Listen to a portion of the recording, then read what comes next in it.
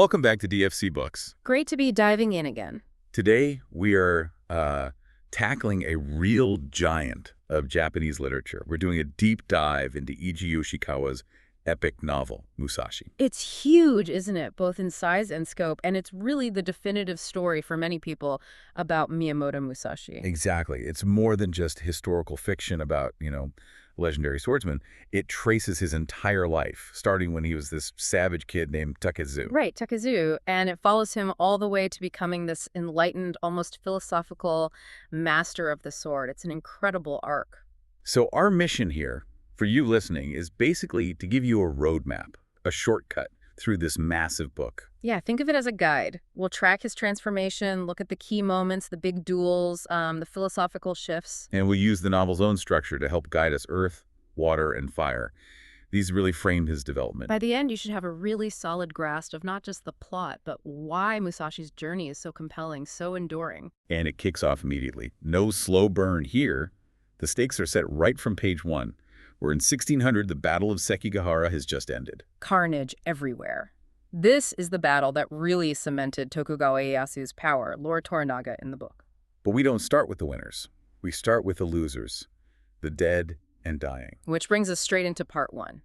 That opening, it's pure earth. It's raw, it's grounded, literally in the mud and blood of the battlefield. And there he is, Takezu, just 17 years old. Lying there wounded, basically left for dead among piles of corpses. It perfectly captures his state, wild, desperate, driven by sheer instinct to survive. Pure animal instinct at this point. And he's with his friend, Haniden Madahachi. Yeah, his childhood friend. They went to war together, but you see almost instantly how different they are. Their paths just diverge right there on the battlefield. Takezu seems driven by this internal rage, this violence, while Madahachi, he seems more defined by, well, weakness. I think that's fair. Madahachi crumbles pretty quickly. But to get Takezu's rage, you gotta look at his past. The novel gives us glimpses. It wasn't easy, was it? He started out quiet, kind of gloomy. Until his mother died, then something snapped. He became the village bully. Apparently he was so volatile he even scared his own father, Musashi. And Musashi was known for being violent himself, right? Exactly. There's this key story mentioned. Musashi gives Takezu this harsh ultimatum. Then there's a caning. But instead of breaking Takezu, it just seemed to solidify his resentment, turn it into this focused rage. So he's always sort of reacted to cruelty with more anger. Now, Madahachi makes a very different choice right after the battle. Totally different. Takezu's fighting to survive, running from danger. Madahachi, he basically runs straight into temptation. He doesn't go home. No, he gets tangled up with Okie and her daughter, Akemi. Okay. She's quite the character in this early part. Almost a force of nature, this seductive older woman. The book describes her red lips, saying she's nearly 40, but melted like honey. Very evocative. And Madahachi just stays with them. At their place near the marsh, this isolated farmhouse, the setting itself feels symbolic, like a place of moral decay. And these women are living off the war, aren't they? Scavenging from corpses. Yeah, picking through the dead for valuables. They're completely unscrupulous, even tricking people about samurai heads they found. Madahachi getting involved with them. It really seals his fate early on. He chooses dissolution over duty. His failure to return home then sparks the first major conflict. We meet his mother, Osugi. Osugi, what an entrance. She lives across the river, head of the samurai house, and she is furious. She instantly becomes the primary antagonist. And her hatred for Takeja is intense. Oh, absolutely visceral. She sees him as this young demon who lured her precious boy Madahachi off to war and ruin. Her rage just drives the whole first section. But amid her fury, we also meet Otsu. Yes, Otsu, Madahachi's fiancée, now abandoned. She's kind of the moral compass here, isn't she? Pure devotion. She's grieving for both men, but also thinking deeper, wondering why men chase war like that. We see her sewing an obi, this traditional sash, for a ceremony. A ceremony she probably fears will never happen now, and then she finds out what Osugi's done. The inscription trick, so cruel. It really is. Osugi uses her influence and pretends Takezu's dead, pasting up this fake memorial on the family altar. The departed spirit of Shimon Takezu, age 17. It's not just personal. It makes him an official outlaw, legally dead. Means he can be killed on sight if he ever goes back. And Takezu has no idea. He's on the run, fighting off villagers, soldiers, just pure instinctual combat. The novel mentions him escaping a trap Osugi set offering a bath, a kimono. But he senses it's wrong. His instincts are sharp. He remembers something from before, distrusts her kindness. He's basically surviving like a cornered animal at this point. Too wild, too dangerous for ordinary capture, which sets the stage for a major intervention. Right, we need something to shift him from this raw earth state. We need Takuin. Enter Takuren Sush, the Zen monk. He's the counterpoint to all this chaos. Calm, wise, and ultimately, Musashi's most important guide. The description of him is gray weathered skin glowing like dull gold. Suggests inner depth, not flashiness. And his method for dealing with Takeshi is just extraordinary. He doesn't try to kill him or just jail him. He captures him at Shibuchi Temple. And then hangs him, naked, in a massive, ancient cryptomeria tree, for 3 days. It's shocking, but it's deeply symbolic. This is the death of Takeju. Takuin forces him up in that tree to confront himself, his anger. Takuin tells him his anger isn't righteous, it's just personal malice, that he's actually weak because his rage is uncontrolled. He makes Takezu see that he's just lashing out, not fighting for any real principle. It's a brutal psychological and physical ordeal. Takezu even begs Takuin to just cut off his head. He accepts that this version of him needs to die.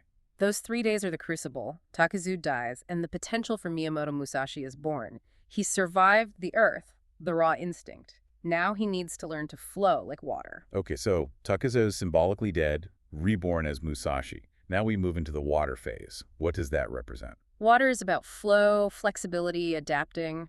But crucially here, it's about intellectual understanding. Musashi moves from pure instinct to needing knowledge. It starts with that period of isolation, doesn't it? Yeah. After Takuin basically saves him, he introduces him to Lord Akira Turamasa. Right. But Musashi doesn't just become a retainer. He gets permission to lock himself away in Himeji Castle for years. Which is often overlooked, but sounds vital. What's he doing in there? Studying, not sword practice necessarily, but reading. Reading. Zen, philosophy, history, tactics like Sun Tzu's Art of War. He's building an intellectual foundation for his martial arts. So moving from just reacting with violence to understanding strategy, patience, maybe even conquering without fighting. Exactly. He realizes raw strength isn't enough. He even turns down serving Lord Akita directly, saying the time isn't right. His focus is entirely internal. That's a huge break from tradition, isn't it? Yeah. Samurai usually seeks a lord. He's choosing the way over service. A major theme. But his past connections, they don't just disappear. Arus is still out there. Still completely devoted to him. How does that play out? It's complicated. She manages to find him, track him down during his travels. They have these brief encounters. And how does he react? Is he happy to see her? He's torn. He recognizes her love, says almost nobody else has ever cared for him that much except maybe his sister. But he also calls her presence a shackle to his solitary path. Ouch. That's harsh. It is, but it highlights the conflict, the pull of human connection versus the demanding, lonely path of self-mastery he's chosen. Oksu, incredibly, seems to accept his choice, finding ways to stay near, even taking work, serving someone lodging at a temple just to be in his vicinity. Her devotion is just unwavering. Meanwhile, Musashi needs to test his new approach, right? The intellectual framework he's built. Yes, and his first big test is the Hushin Spear School in Nara. This wasn't just any dojo. They were renowned for disciplined spear techniques. Serious challenge. Yeah. How's it go? Well, he beats one of their top disciples, Aegon, pretty quickly, shows his raw skill is still there, but the real lesson comes afterwards. From the old abbot's deputy, right? Yeah. The old man tells him, essentially, your strength is the problem, you need to learn to temper it.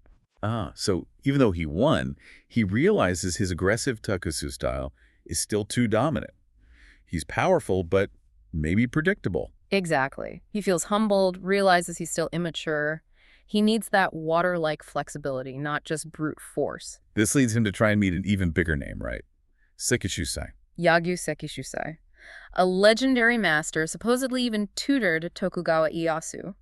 Musashi goes to his fief, the Koyagyu domain. Does he get to meet him? No, he's refused an audience, but the way he's refused is the lesson. The peony. The peony, someone, presumably Sekishusai or acting on his behalf, sends Musashi a peony flower that's been cut perfectly with a sword. Wow, what does Musashi take from that? He's fascinated by the clean cut. It's not about violence. It's about absolute control, precision, even artistry applied to the sword. It represents the Yagi style's depth. Musashi realizes he's nowhere near ready yet. It's like the difference between a butcher and a surgeon. Both cut, but the intent and control are worlds apart. A perfect analogy. It shows him the incredibly high standard he's aiming for spiritual mastery expressed through the sword. And while Musashi is on this path of refinement, learning humility, What's happening with Matahachi? Oh, Matahachi. It's a tragic contrast. He's still with Okus, and the novel says he's become lazy and soft. His spirit is corroding. He's filled with regret, isn't he? Especially about Otsu. Deeply. Okus manipulated him into abandoning Otsu, and now he's consumed by jealousy and self-loathing. He knows he threw away his honor, his future. His pride won't let him do honest work either. He's just stuck. Stuck in this mire of regret, blaming Okus, blaming Sekigahara, but mostly hating himself. He's the cautionary tale, everything Musashi managed to escape thanks to Takuan. And this water phase also introduces the other key figure in Musashi's life. Sasaki Kojiro, the ultimate rival. How is he introduced? As young, incredibly handsome, and already a master swordsman of the Ganri style, he's confident, maybe arrogant. A natural genius type. Less burdened by the philosophical struggle Musashi's going through. Seems that way. He's shown being quite critical of others, like the Yoshioka school, predicting their downfall. He's also aggressive, uses his status, even plays with a monkey in public, maybe showing a lack of seriousness or deep respect. So he represents pure talent, perhaps without the deep spiritual grounding Musashi is striving for. Exactly, a perfect foil. The stage is definitely being set for their eventual confrontation. All right, so Musashi has been humbled, he's studied, he's seeking flexibility. Now we move into fire. Kyoto. What does fire represent here? Fire is about confrontation, decisive action, purification through conflict. It's where Musashi really puts his refined way to the test. And it starts with the Yoshioka school. The ones Kojiro was criticizing earlier, they were a big name, right? Huge historical lineage. But the novel says they're declining. The current head, Seijiro, is apparently more interested in personal pleasures than the sword. Makes them vulnerable. So Musashi challenges him. Directly, and defeats him easily using just a wooden sword. But the outcome is devastating for Seijiro. He's crippled. That's more than just a loss. That's public shaming. Massive humiliation. And in that era, with samurai pride being everything, the school has to respond. Their honor demands vengeance. So the duel wasn't the end, it was the beginning of the feud. Exactly. Next up is Seijiru's brother, Denshichiru. The duel at Senju Sangendu, the hall with all the statues. That's the one, highly anticipated. Denshichiru is fighting purely for family honor now. And how does Musashi fight this time? Still the riled Tasuju. No, this is where you see the water training payoff. He's remarkably restrained. Defensive, conservative stance, controlled movements. It's intellect over instinct. And the result. Brief and decisive. Then Shikiru is disarmed, his wooden sword sent flying. Musashi wins through control, not just power. But the Yoshioka school still won't let it go. No. They see these defeats as an existential threat. It leads to the climax at Ichijiji Temple under the pine tree. The ambush. Yeah. Dozens of Yoshioka students, maybe retainers too, waiting for him. They're desperate. And Musashi. He fights them all and kills them all. It's brutal. A massacre. But it forces a crucial realization in Musashi. What's that? He realizes his skills, honed for survival and combat, belong to a past age, the Warring States period of Nobunaga and Hideyoshi. That time is over. The Tokugawa peace is setting in. So his path can't just be about winning fights anymore. Right. He understands his real challenge now is internal, to conquer his own world, to adapt his mastery of the sword to this new era of peace. It has to become a tool for self-perfection, maybe even teaching, not just killing. That's a profound shift. But even after Ichijuji, he still feels he needs guidance, right? He seeks out mentors again. Yes, he understands the way as a continuous path. He seeks out Hanami Kichitetsu first. The famous artisan and sword appraiser. That's him. And Musashi doesn't ask about swords. He looks at one of Kichitetsu's tea bowls. The tea bowl. What does he see? He sees complexity. The bowl looks simple, almost childlike, but Musashi detects this undercurrent of, well, haughtiness, arrogance mixed with daring. It shows Musashi's own perception is sharpening. He can now read character through art. So the bowl teaches him about subtle flaws, how pride can hide even in apparent simplicity. Precisely. Even a great master can have flaws reflected in their work. It's a lesson in self-awareness. But then he gets perhaps an even tougher critique from Yoshino Taiyu. Ah, Yoshino, the famous courtesan. Highly cultured, perceptive. She meets him after the Yoshioka duels. And she's not impressed. She sees something dangerous. She tells him she sees the shadow of death around him, that he lacks flexibility. Flexibility after all that water training. How so? She uses the analogy of her lute. It needs the right wood, a balance of firmness and give, to make beautiful music strong like a sword, but also soft like a cloud. She implies Musashi is all sword, no cloud. Too rigid mentally, despite his skill. Wow. So even after surviving Ichijuji, there's still this spiritual, almost aesthetic dimension missing. He hasn't fully integrated the lesson of Sekishizai's peony. Exactly. He can kill efficiently, but maybe he hasn't mastered the art of not killing, of yielding, of true inner peace. These critiques push his training beyond just fighting. While all this high-level refinement is happening, what about the other characters? Usuki still hasn't given up, has she? Oh, Asugi is relentless. She's still out there spreading rumors, painting Musashi as a villain across Kyoto, even trying to get the authorities involved. Just pure obsessive hatred. Yeah. Does she ever change? Remarkably, yes. The novel gives her this powerful moment of redemption. She tries one last trick to trap Otsu, faking Monohachi's location near a waterfall. But things go wrong for her. She's desperate, grieving, exhausted. She apparently committed some theft and is on the run herself. She ends up getting captured, ironically, by Musashi and Takuan. And this leads to her breakthrough. Yes. At the waterfall, face to face with Otsu, she finally breaks down. She confesses everything. Says, out of devotion to my own child, I became a devil to another woman's. That's huge for her character, acknowledging Otsu's humanity, her own cruelty. It's a crucial moment of closure. She admits she was a vile demon. It transforms her from just an obstacle into a complex, flawed human capable of remorse. Okay, so Musashi is reaching this peak of philosophical understanding and skill. And his focus seems to be shifting outwards now. Definitely. He starts taking on disciples, which is a major step. It signals he's moving from just perfecting himself to transmitting the way. He wants to teach people how to live. First, there's Jotaro. What's he like? Jotaro is young, enthusiastic, like a water sprite. He loves the adventure of being with Musashi, but he struggles with the discipline, the seriousness of the samurai path, gets into scrapes, very attached to Musashi personally. Represents maybe the difficulty of truly following the way. Perhaps. Then there's Yori, also called Sanosuke, son of a farmer, maybe former samurai. And his goal is simple. Very direct. Make a samurai of me. And Musashi takes this seriously.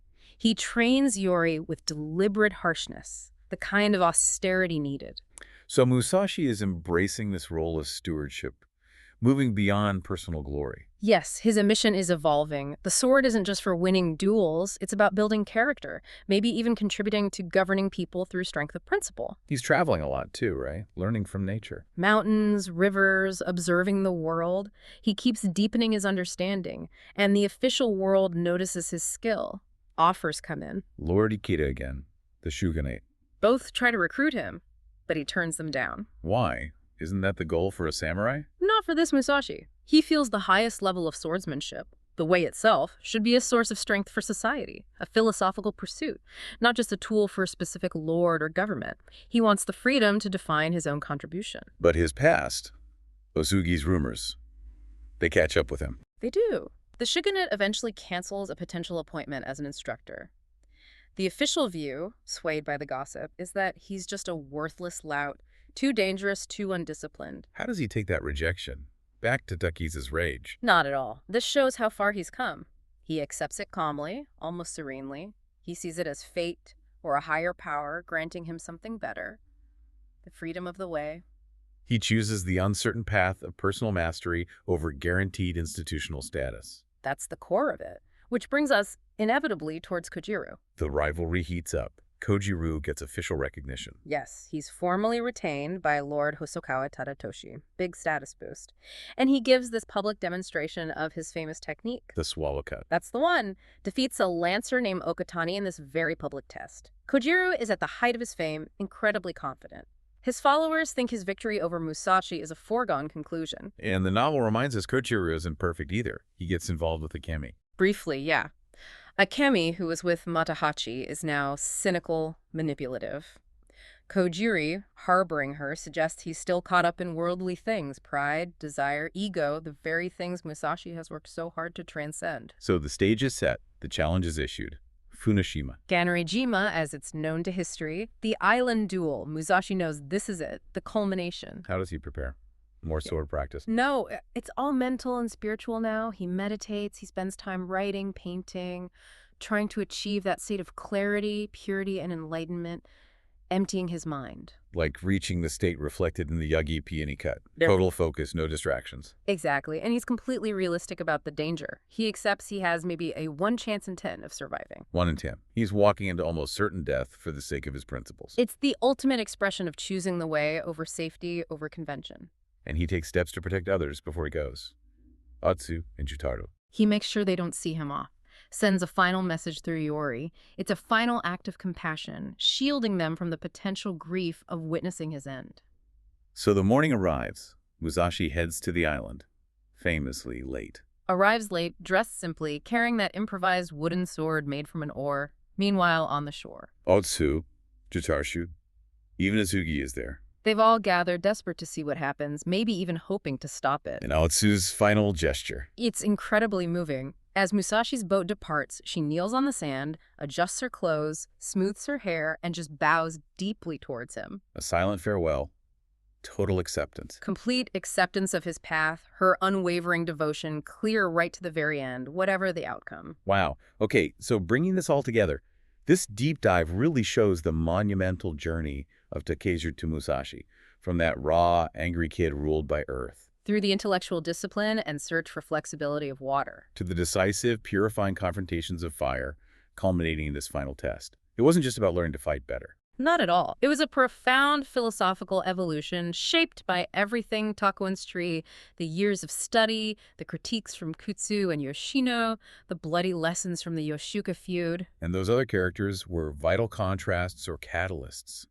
Madahachi ends up finding a quiet, simple peace as a father with Akemi, completely off the grand stage Musashi occupies. A different kind of life, maybe a different kind of peace.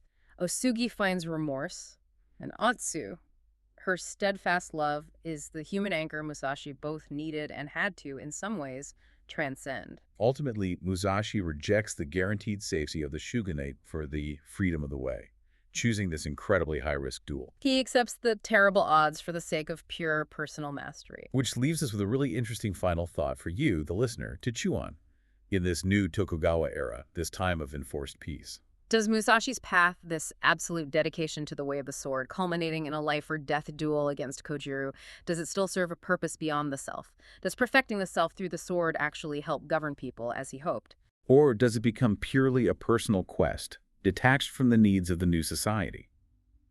His choice to face those 1 in 10 odds, it feels like his ultimate statement. It's a rejection of the safe institutional path in favor of seeking profound personal truth on the edge of annihilation. What that means for the world versus the self? Well, that's something Yoshikawa leaves us to ponder.